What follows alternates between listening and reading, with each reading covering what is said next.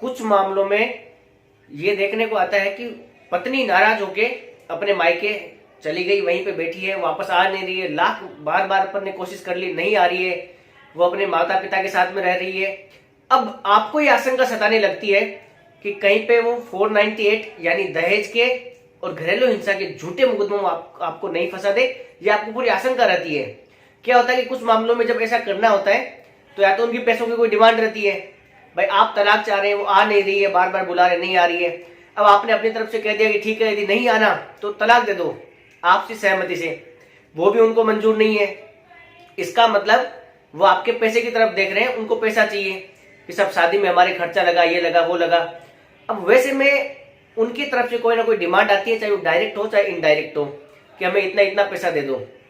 अब इन सब आशंकाओं से जब आप परेशान रहते हैं तो आपके दिमाग में आता है कि मैं क्या करूं कि मैं इन केसों से बच जाऊं, मैं झूठे केस जो मेरे ऊपर होने वाले हैं मैं इनसे बच जाऊं।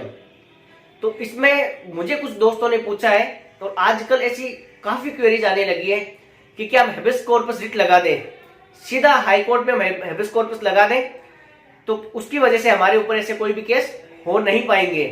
तो कितनी सच्चाई है इन बातों में, आपको क्या करना चाहिए ये मैं आपको बताता हूं। देखिए, जब बार बार कोशिश करने के बाद में भी आपकी वाइफ नहीं आ रही है तो जनरली सेक्शन 9 लगा दी जाती है। वो इसलिए लगाई जाती है ताकि अपने ऊपर फ्यूचर में मान लो वो मुकदमे करे, झूठे केस करे, तो अपन ये कह सके कि साहब मैं तो लाने को तैयार हूं, मैं तो पहले भी लाने को तैयार था, अब भी लेने को तैयार हूं। इन्होंने ये सेक्शन 9 में कोर्ट में आने से मना कर दिया, ये अभी तक रिप्लाई नहीं दे रहे, उसको लंबा खींच रहे हैं। सेक्शन 9 लगाने के तुरंत बाद जैसे उनको नोटिस मिले, उन्होंने ये मेरे खिलाफ में 498 और डोमेस्टिक वायलेंस की झूठी कार्रवाई कर दी, वो आपका एक डिफेंस तैयार हो जाता है। और सेक्शन 9 से काफी बार लोगों के घर बस भी जाते हैं और काफी बार वो एक केवल डिफेंस बन के ही रह जाती है। ऐसे में लोग सोचते हैं जब केस ही नहीं हो, डिफेंस तैयार की तो ठीक है, केस ही नहीं हो हमारे ऊपर तो क्या हम हेबियस कॉर्पस लगा दें। पहले मैं आपको बताता हूँ हेबियस कॉर्पस है क्या।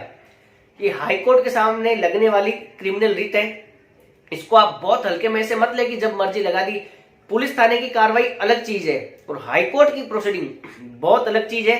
हाई कोर्ट के सामने आप कोई भी चीज आधी अधूरी आप नहीं लेके जा सकते, नहीं तो हाई कोर्ट जब कोस्ट लगाता है ना तो आपकी कोस्ट के ऊपर वो चीजें आपकी जेब से आपको जुर्माना भरना पड़ता है और आपको काफी बार हाई कोर्ट का समय बर्बाद करने के लिए एक बड़ा दंड झेलना पड़ता है।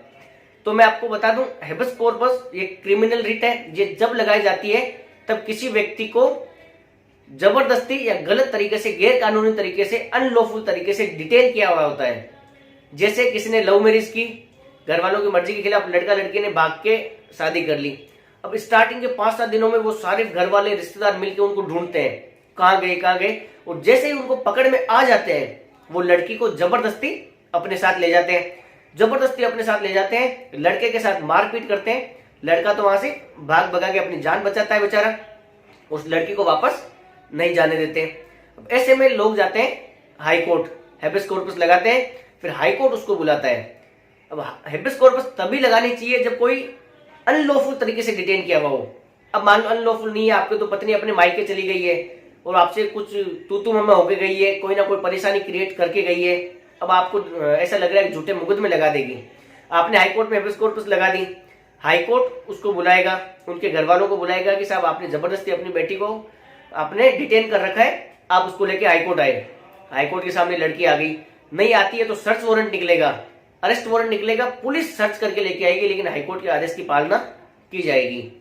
लड़की आ गई हाईकोर्ट के सामने, हाईकोर्ट में लड़की कह देगी कि साहब ये मेरे साथ मारपीट करता है, ये शराब पीता है, ऐसा करता है, वैसा करता है, इस वजह से मैं इसके साथ में नहीं रह रही हूं, मैं मेरे घर वाले जबरदस्ती मेरे को नहीं रख रहे हैं, मैं अपनी मर्जी से घर वालों के साथ में रह रही हूं।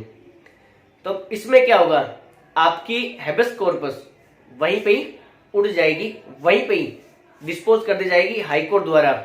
और काफी बार ऐसा देखा जाता है कि आपकी हेबियस कॉर्पस को सुनने से पहले, क्योंकि अब काफी लोग लगाने लग गए, तो हाईकोर्ट क्या करता है, सुनने से पहले ही 25-25 हजार के, 50-50 हजार के, जो उनको जितना उनको सही लगता है उतने रुपए की पहले सिक्योरिटी अमाउंट ले लेते हैं। वो आपका पैसा हाईकोर्ट जब्त कर लेता है या फिर हाईकोर्ट कोस्ट पे खारिज कर देता है। आपका पैसा नहीं लिया, हाईकोर्ट को लगा कि यार ये तो अनलॉफुल डिटेंशन है ही नहीं, बिना मतलब इन्होंने हाईकोर्ट का टाइम खराब किया है। तो वैसी स्थिति में भी हाईकोर्ट भारी भरकम जुर्माने के साथ में आपकी हेबियस कॉर्पस को खारिज कर सकता है, इस रिट को खारिज कर सकता है। तो आप सेक्शन 9 का अल्टरनेट हेबिस कॉर्पस को नहीं माने, ये सेक्शन 9 का अल्टरनेट नहीं है। हेबिस कॉर्पस बहुत सीरियस मामलों में ही लगाया जाता है। ऐसे आप बिना मतलब आपके लिए सीरियस मामला होगा, लेकिन हेबिस कॉर्पस मेंटेनेबल तब है जब किसी का अनलॉफुल डिटेंशन हो। आप मजाक में हाईकोर्ट अपनी किसी बचाव के लिए डिफेंस तैयार करने के लिए आप हाईकोर्ट नहीं जा सकते, नहीं तो आपको हाईकोर्ट से भारी भरकम जुर्माना झेलना पड़ सकता है। ये मेरी व्यक्तिगत राय है कि आपको सेक्शन 9 का अल्टरनेट हेबिस कॉर्पस को मान के नहीं चलना चाहिए। ये कहीं पे भी मेंटेनेबल नहीं है। ऐसा नहीं है कि उसके बाद आपके ऊपर केस नहीं हो सकते, ऐसा कुछ भी नहीं है। तो ध्यान रखें, हाईकोर्ट जाने से पहले आप सोच समझ के जाएं, आप बिल्कुल सही और सटीक लॉ पॉइंट्स पे ही हाईकोर्ट जाएं। तो ऐसी इंफॉर्मेटिव वीडियोस के लिए मेरे चैनल को सब्सक्राइब कीजिए। मैं आपके लिए और ऐसे वीडियोस लाता रहूंगा जिससे आपका लीगल नॉलेज बढ़े और आपको सही राय मिले। नमस्कार, जय हिंद, जय भारत। मिलते हैं अगले वीडियो में।